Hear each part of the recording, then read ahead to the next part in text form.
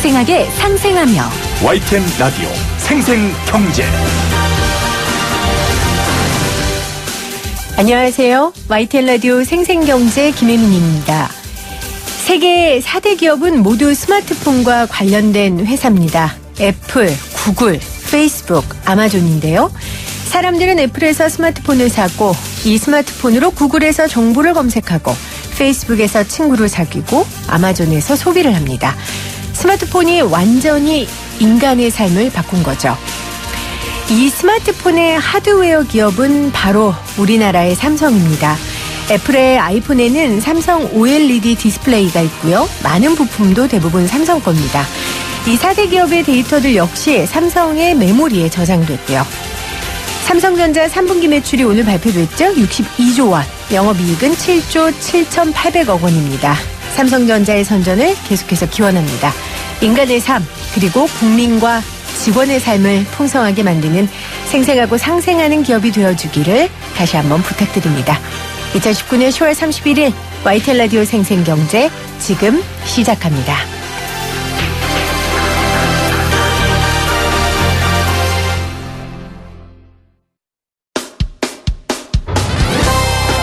쉬운 경제, 살아있는 경제, 우리 집 경제 이야기, YTN 라디오 생생경제. 오늘 가장 뜨거운 경제 뉴스를 제일 생생하게 전해드리는 시간입니다. 문재인 대통령이 지난해 8월 규제를 풀어 데이터 고속도로를 구축하겠다고 천명했죠. 데이터 경제에 구군이 걸렸다라고 강조한 건데요. 이를 위해서 현재 국회에 데이터 3법이 올라가 있습니다. 개인정보보호법, 정보통신망법, 신용정보법 개정안입니다. 이 세 법을 합쳐서 일명 개망신법이라고 하던데요. 지금 국회 본회의가 열리고 있지만 사실 오늘도 통과는 쉽지 않아 보입니다. 인터넷 규제 개선 공론화 협의회 위원장이신 서울여대 김명주 정보보호학과 학과장 나오셨어요. 안녕하세요, 교수님. 네, 안녕하세요. 인터넷 규제 개선 공론화 협의회 어떤 곳입니까? 좀 단어가 어렵죠. 네. 그게 올해 초 2월 달에 이제 그 정부에서 리벤지 포르노라든지 음란 사이트에 대해서 접근을 차단하는 새로운 정책을 발표한 적이 있었어요. 네. 이제 그러다 보니까 이제 많은 네티즌들이 그 접근 차단에 대해서 이제 항의하면서 그 당시에 이제 청와대 게시판에 글을 썼고 그게 이제 20만 건이 넘어가니까 정부에서 대답을 했고 그에 대해서 더 논의를 해보겠다. 그래서 이제 만들었던 협의체입니다. 네. 그래서 양쪽에 소위 말해서 새로운 기회가 주어질 때 그걸 더 잘 활용하려는 측하고 또 그거로 인한 이제 역기능이나 부작용을 겪는 측하고의 이제 대립된 하나의 사건인데 네. 이제 그런 부분들을 조정을 해서 이제 연말에 공청회도 거쳐서 이제 새로운 의견들을 제시하는 그런 협의체를 맡고 있습니다. 네. 규제라는 게 명암이 다 있잖아요. 그렇죠. 이걸 그 상황에 따라 산업에 따라 잘 조율하는 게 굉장히 중요한데 인터넷 규제 관련해서 이러한 역할들을 하는 협의회라고 이해를 하겠습니다. 자, 오늘 주제를 좀 본격적으로 이야기를 해보죠. 이거 개망신법이라고 부르는 거 알고 계셨어요? 그거 방송에도 그렇게 말씀하셔도 돼요? 저는 신문에 있어서 되는 줄 알고 말했는데요. 네, 공식 용어는 이제 데이터 3법이라고 이야기를. 여러분들 제가 네. 다른 의미가 있는 건 아니고요. 개인정보법의 개, 정보통신망법의 망, 신현정보법의 신 해서 개망신법입니다. 네. 다른 의도가 있는 건 그게 아닙니다. 상정돼 있는데 이게 이번 네. 국회 휴기년도 안에 그걸 만약에 이제 통과시키지 못하면 아마 여야 국회의원이 네. 그 표현대로 아마 겪게 될 것 같은 느낌이 듭니다. 그러게요. 네. 근데 지금 그렇게 될 것 같아요. 오늘도 통과가 쉽지 않을 것으로 보이는데 일단 이 데이터 3법 어떤 법안들인지 좀 그냥 쉽게 설명을 좀 해주시죠. 네, 저희 나라가 지금까지 이제 여러 가지 법에 의해서 개인정보를 많이 보호해 왔어요. 네.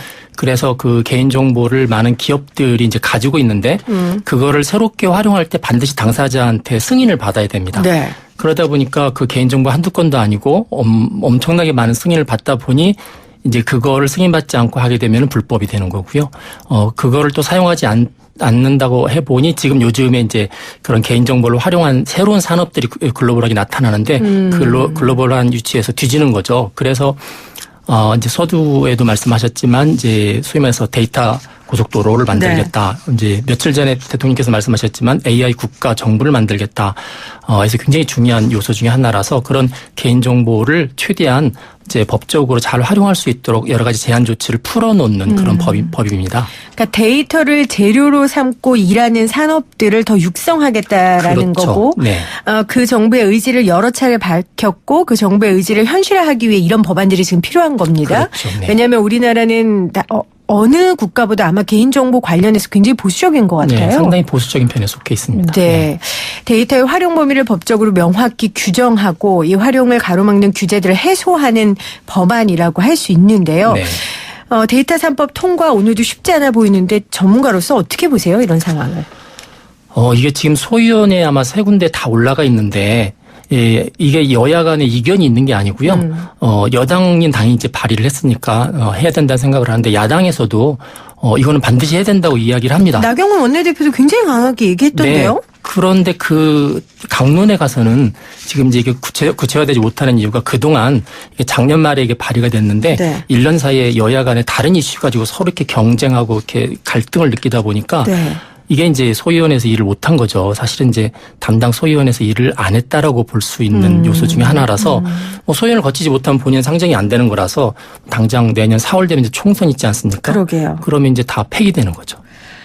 나경원 원내대표도 교섭단체 대표 연설이에요. 이게 지난 29일이거든요. 이틀 전인데 그렇죠. 네. 데이터 3법 더 이상 늦어질 수 없다. 정부와 여당이 정말 의지가 있다면 하루빨리 우리 국회가 결론을 내야 될 것이라고 얘기했거든요. 오래간만에 같은 의견을 낸 건데 이것 또한 지금 쉽지 않다라는 말씀이세요. 정치적 상황 때문에. 그렇죠. 기름 한 방울 나지 않는 우리나라에서 이 데이터는 제2의 원유다. 이런 얘기 교수님도 하셨고 또 문 대통령도 이런 발언을 하셨는데 데이터가 중요한 이유 다시 한번 강조해 주신다면요. 요즘 이제 인공지능 이야기 많이 하죠. 네. 인공지능이 이제 역할을 하게 되려면 기존에 있는 데이터를 학습을 해야 돼요. 그래서 학습을 해서 새로운 걸 결정하고 뭐 새로운 걸 판단하고 이런 기능을 하는데 따라서 데이터가 없으면 학습을 할 수가 없는 거죠. 그러니까 인공지능 AI는 데이터를 기반으로 본인이 그렇죠. 말도 하고 생각도 하고 사고도 할 거 맞습니다. 아니에요. 사람들이 축적해놓은 데이터를 기반으로 하는데 그 데이터가 특별히 이제 개인에 관한 정보일 경우는 그게 인공지능뿐만이 아니라 요즘 이제 빅데이터 산업이라고 그래서 네. 새로운 통계 자료들이 나오거든요. 기존의 데이터를 토대로 한 통계 자료를 가지고 새로운 산업과 서비스가 가능해지는데 이제 이거 자체를 못 보게끔 하고 활용을 못 하게끔 하니까 요즘 흔히 말하는 4차 산업혁명 시대에 최첨단에 달리고 있는 그런 기업들의 기능들이 마비가 돼버리는 현상이 네. 벌어지는 겁니다. 네. AI에 관련된 얘기라고 청취자들이 들으면 혹시나 이 데이터 3법이 나랑 관련이 없는 일이구나 이렇게 생각할 수 있기 때문에요. 교수님. 조금 체감할 수 있는 아주 우리 일상생활에 밀접하게 다가온 것 중에 이 데이터 3법과 관련된 게 뭐가 있을까요? 금융 서비스도 그렇다 그러더라고요. 네, 마찬가지입니다. 그 개인이 이제 금융기로 했던 데이터들이 있죠. 그 네. 데이터를 토대로 하고 그다음에 뭐 세금 냈던 거, 은행 계좌, 뭐 증권 이런 계좌를 통칭을 해서 이제 개인의 신용 등급 같은 걸 매길 수 있고요. 그 사람한테 필요한 서비스가 뭐 대출 서비스, 어떤 대출 서비스가 필요한지 본인이 판단 못하는 거를 네. 이제 이쪽에서 데이터를 기반으로 해서 판단해서 제공을 해주는 거죠. 저의 경제적인 상황이라든지 그렇죠. 네. 월급 정도라든지 네. 뭐 부채 상황이라든지 네. 이런 정보를 종합해서 네.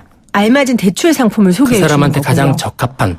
그러니까 이제 전문가의 컨설팅을 받지 않고도 이제 금융기관에서 알아서 서비스를 네. 해주는 거기 때문에 어떻게 보면은 특히 이제 돈과 관련돼서는 가장 효과적인 투자와 소비가 가능하잖아요. 네. 이제 그런 부분들을 적극적으로 서비스해줄 수 있기 때문에 이제 새로운 산업도 가능하고 국민들 입장에서 볼 때도 결코 손해가 되지 않는 이제 그런 서비스가 이루어지는 거죠. 뭐 우리 작가님의 예를 들어 취향이나 네. 외모나 뭐 이런 것들 종합해서 맞춤형 남자친구를 네, 맞습니다. 이렇게 구해줄 수도 있는 네, 주로 그런 산업이 되는 마케팅인데 이제 거죠. 마케팅과 유통이 꼭 뭐 사물에 한정되지 않고 네. 사람에 대한 부분도 있고 그게 이제 데이터를 기반으로 해서 이런 경우들은 사람들이 이런 경우에 되게 배우자로서 좋아하더라. 이런 통계가 있기 때문에 이제 그런 것들을 적극적으로 수용을 해야 되는데 문제는 그 개개인의 그러한 기호도라든지 어떤 그러게요. 조건들을 전혀 활용할 수 없도록 막고 있는 이제 제한들 규제들이 존재하는 거죠. 그래서 사실 박용만 대한상공회의소 회장도 몇 달 전으로 제가 기억합니다. 그 청년 스타트업 대표들하고 국회를 방문해서 제발 이 데이터 3법 좀 통과시켜달라 부탁을 하기도 했었거든요. 지금 말씀하신 이제 여러 가지 산업들을 할 수 있기 때문에 이 법안이 통과돼야, 그렇기 때문에 지금 이 통과를 촉구하고 있는데, 그렇게 규제들이 많습니까? 기본적으로는 이제 정보 주체라고 하는데, 네. 그 개인 정보의 소유자, 현재는 그 소유자의 동의가 없이는 다른 걸 아무것도 할 수가 없어요. 그래서 이전에 한 3년 전에 한번 정부에서 이 개인정보를 식별하지 못하도록 기술 조치를 한 다음에는 활용할 수 있다라는 가이드를 한번 제시했었어요. 근데 그 가이드라인이 사실 법은 아닌데 그게 기존에 있는 법하고 이렇게 상충된다고 그래서 충돌하는군요. 네, 그래서 이제 고소고발 사건이 들어갔고 그 가이드라인을 믿고 여러 가지 서비스를 했던 기업들이 전부 이제 고소고발을 당해서 네. 법적인 이제 그 조치를 취해졌고 이제 그게 최근에 이제 무죄로 판명이 나긴 했어요. 근데 무죄로 판명 나긴 했지만 기업 입장에서 볼 때 이런 식으로 이렇게 계속 고소고발이 들어오는 그런 개인정보 활용하는 서비스를 과연 하려고 할까? 왜냐하면 법률 비용도 굉장히 많고요. 그럼요. 한번 고소고발 당하면 모든 업무가 올스톱되기 때문에 그런 위험성이 있는 서비스는 안 하려고 하는 형편이죠. 네. 근데 사실 개인정보가 굉장히 중요한 건 맞잖아요. 네. 그리고 우리가 심심치 않게 이 개인정보 관련된 사건, 사고를 굉장히 많이 보고요. 그리고 평소에도 어떻게 제 이름과 저를 뭘 믿고 돈 빌려주겠다고 전화하시는 분들도 굉장히 잦고요. 그래서 안전하게 이 개인정보를 쓸 수 있도록 법안이 정말 그 실속이 있어야 될 것 같은데 이거 믿어도 됩니까? 이게 이제 일반 시민들이 볼 때는 나의 개인정보가 이제 이 법에 의해서 그냥 송두리째 거래가 된다고 생각하기 쉬운데 뭐 그렇게 되면 이제 말씀하시는 것 같은 사태들이 벌어지는데요. 네. 이제 정부에서 이번에 지금 이제 3법 가운데 올라가 있던 것 중에 하나가 개인정보를 이렇게 등급합니다. 그러니까 기존에 개인정보가 있고 아예 개인정보를 식별을 못하게 하는 거가 있는데 그 가운데 이제 가명정보라고 그래서 가명정보. 네, 중요한 부분들만 이제 이렇게 가리는 거죠. 가리고 이제 몇 개의 다른 정보랑 이렇게 결합을 하면 약간 개인이 이제 식별될 수도 있을 거는 같지만 그건 엄격하게 이제 규제를 해주고 그래서 개인정보의 주체가 볼 때 이렇게 불안해하는 요소들은 사실 기술적으로 이제 제거를 한 다음에 이용할 수 있도록 해주는 게 이제 골자입니다. 네. 그래서 기존에 없었던 아까 말씀드렸던 가명정보라는 개념이 사실 여기서 가장 핵심적인 거고요. 그런 게 이제 문제가 생겼을 때 어디서 처리할 거냐. 뭐 여러 군데서 산발적으로 하는 게 아니라 뭐 개인정보보호위원회 같은 이제 기관에서 통괄해서 처리한다든지 네. 이제 법적인 이제 책임 같은 걸 또 훨씬 더 강하게 매긴다든지 이런 부분들을 이제 그 안에 다 담고 있습니다. 그렇네요. 지금 교수님 말씀하신 부분이 지금 이건 것 같은데, 그러니까 각 법안의 주무부처인 행안부와 방통위, 금융위를 이 개인정보보호위원회를 이 중앙행정기관으로 격상시키고 분산된 관리감독 기능을 일원하겠다라는 게 지금 이 개정안의 내용이거든요. 네, 그런 부분도 같이 담겨져 있죠. 근데 이렇게 되면 아까 교수님이 말씀하신 것처럼 컨트롤은 할 수 있겠으나 너무 권한이 집중된다는 지적도 있을 수 있잖아요. 네, 그게 개인정보보호위원회에 관해서 이제 보는 시각들이 그런 것 같습니다. 그게 네. 이제 일종의 이제 권력이 그 안에 주어지는 건데 그 개인정보보호위원회에 관한 이제 구체적으로 그걸 어떻게 운행할지 그다음에 시민단체나 우려하고 있는 많은 단체들이 걱정하고 있는 부분들이 좀 해소될 수 있는 이제 보완 장치가 필요해요. 네. 예를 들어서 뭐 민간 견제기구라든지 그다음에 이게 이제 행정조치를 취하는 그런 기구인데 어떻게 보면 법적으로 사법기구의 역할까지도 일부 담당을 할 수 있도록 해야 된다든지 그런 부분 이제 추후 논의가 필요할 거는 같습니다. 네. 자, 오늘 데이터 3법에 관련된 이야기 인터넷 규제 개선 공론화 협의회 위원장이신 서울여대 정보보호학과 김명주 학과장과 함께 이야기 나누고 있는데요. 다른 나라의 경우는 어떻습니까? 이 글로벌 정보기술을 가지고 치고 나가는 미국 그리고 중국은 이 개인정보 보호 관련 법률에 있어서 어떤 가이드라인을 가지고 있는지 궁금한데요. 사실 중국 이야기부터 꺼내면요. 네. 거의 뭐 개인정보 보호라는 개념 자체가 없고요. 그 중국 공안당국의 그 전체적인 그 하나의 이득을, 국가의 이득을 위해서라면은 얼마든지 희생하고 활용할 수 있는 그런 상태입니다. 그러니까 거기는 이제 공산주의 국가니까요. 그렇죠. 네. 그래서 이제 최근에 어떤 일이 있었냐면 얼굴 인식하는 이제 인공지능 프로그램 같은 경우에 이전에는 미국이 앞섰는데 지금은 중국이 훨씬 앞섭니다. 아, 저 그 얘기 들은 것 같아요. 네. 요즘 청소년들한테 인기 있는 틱톡 인가 네, 네. 그게 얼굴을 인식하는 건데 그 자료를 중국이 그냥 무자비로 다 갖고 있고 네. 사용할 수 있다고 하더라고요. 그렇게 얼굴 인식을 잘 하려면 아까 잠깐 말씀드렸지만 학습 데이터가 많아야 돼요. 네. 학습 데이터가 많아야 되는데 우리나라 같은 경우는 그 얼굴 학습 데이터를 구하지 못해요. 아. 이 다 개인정보법에 걸려 있기 때문에 공개된 것도 보면 외국인들 한 4, 5천 개 그거 가지고 학습을 한다거나 뭐 개인의 얼굴 이미지를 제공해야 되니 그렇게 하지 못하거든요. 그러니까 있는 정보들을 활용 못하는 상황인데 중국은 뭐 15억 데이터를 얼마든지 활용할 수 있고 뭐 그게 뭐 개인의 생체 정보 이런 것도 건강을 위해서라면 얼마든지 활용할 수 있기 때문에 좀 무서운데요. 중국은 거의 데이터가 원유라고 생각할 때는 제2의 사우디가 중국이다라고 보시면 틀림이 없습니다. 인구도 많은 데다가 네. 데이터에 대한 규제조차도 그렇게 많지 않기 때문에 네. 뭐 양과 질에 있어서 뭐 강력한 건 중국이 앞설 것 같고요. 미국 같은 경우는 어떻습니까? 미국은 미국도 마찬가지입니다. 네. 개인의 권리를 굉장히 중요하게 여기잖아요. 네. 그런데 미국에서도 이제 미국은 주로 정부 주도보다는 개인 사업들한테 그런 부분들을 하게 하고 네. 그에 따른 책임들을 주로 기업들한테 매기는 형태로 가고 있고요. 지금 저희가 이번에 지금 도입하려고 했던 이제 아까 그 가명정보 네. 이 가명정보 개념은 일본에서는 벌써 3년 전에 도입을 했어요. 이미 3년 전에 도입을 해서 개인정보를 가명정보 형태로 재가공해서 활성화할 수 있는 법안이 이미 통과된 상태입니다. 그렇게 놓고 따지면은 이제 데이터 산업에 있어 필요한 법률이 일본보다 우리가 3년이 지금 뒤졌다. 잘못하면 이제 4년, 5년 뒤지는데 문제는 이게 1년, 2년이 엄청난 차이를 그렇죠. 불러일으키는 상황이 있는 거죠. 사실 개인정보에 대한 사람들의 인식도 몇 년 전하고 지금하고 굉장히 달라진 것 같아요. 그러니까 산업의 발달함에 따라 개인정보가 굉장히 필수적 요인이 됐기 때문에 좀 개인정보가 악용될 우려도 있지만 그 우려보다는 신산업에 대한 발전 가능성에 사람들이 더 가치 부여를 하는 것 같다는 느낌이 들거든요. 네, 맞습니다.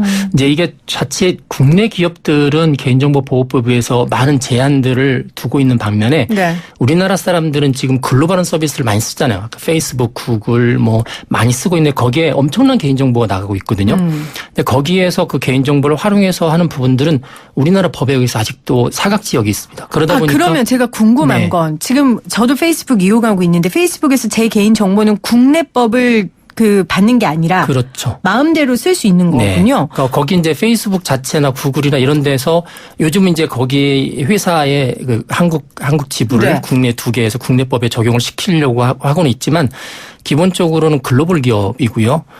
거기에서 어떤 개인정보를 활용하고 있는지는 국가가 사실 한국이라는 나라가 글로벌 기업에 대해서 이렇게 좌지우지하기는 굉장히 지금 약한 상황이라서 아하. 국내 기업이 볼 때는 역차별이 되는 거죠.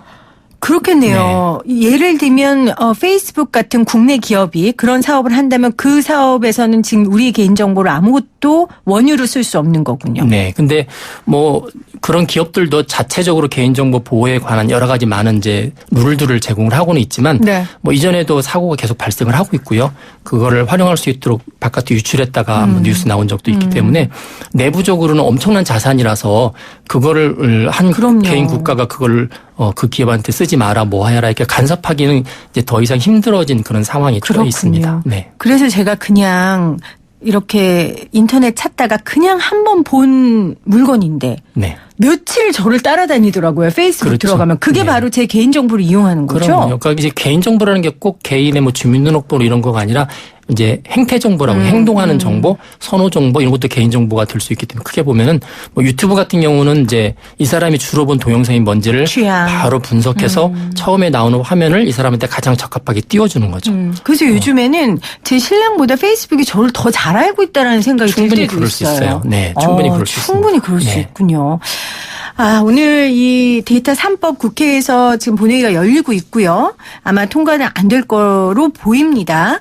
하지만 미뤄질 뿐 제가 보기에 이게 통과가 되는 거는 좀 시간 문제인 것 같은데 그렇다면 교수님께서 이 법이 통과가 된다면 가장 기대가 되는 사업이라고 할까요? 뭐가 있을까요?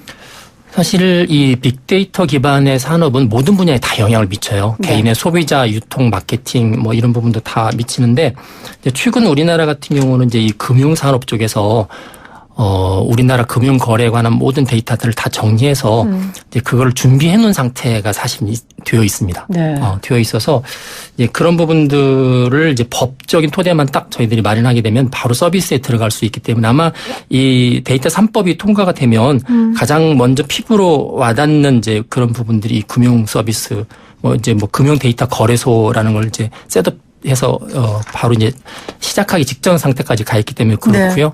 네. 이것뿐만이 아니라 이제 개인 정보에 맞춘 아까 말씀드린 것처럼 개인에 관한 마케팅 그다음에 어떤 서비스 이런 부분들은 법이 통과되자마자 거의 한두 달 안에 얼마든지 서비스가 가능해지기 때문에 피부로 일반 국민이 느끼는 변화들은 굉장히 클 거라고 생각을 하고 있습니다. 그렇군요.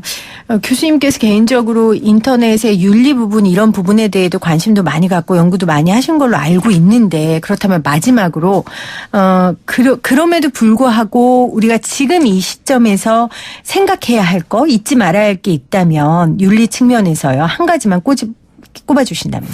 예, 이게 데이터 3법이 사실 이제 성장 중심의 어떤 미래 성장 동력을 키우기 위한 이제 그런 이슈인데, 한 가지를 잘 생각해 보면 그 데이터라는 게 개인 데이터, 특히 공공 데이터도 마찬가지지만 개인 데이터는 개인한테서 나온 거잖아요. 네. 개인한테 나온 거기 때문에 어떻게 보면 이제 기업들한테는 새로운 기회의 창출이지만 개인한테는 데이터 제공만 하고 끝나는 거라서 이제 두 가지 측면이 필요할 것 같아요. 그 데이터의 소유자에 대한 예우죠. 네. 그래서 일부에서 이제 데이터세를 신설해야 된다. 아하. 그래서 데이터세를 신설해서 데이터를 제공해주는 개인들도 뭔가 이득을 얻도록 해야 된다는 이야기가 있는데 저는 그건 찬성을 합니다. 그리고 또 하나는 이제 우려하고 있는 이제 개인 정보에 대한 유출이죠.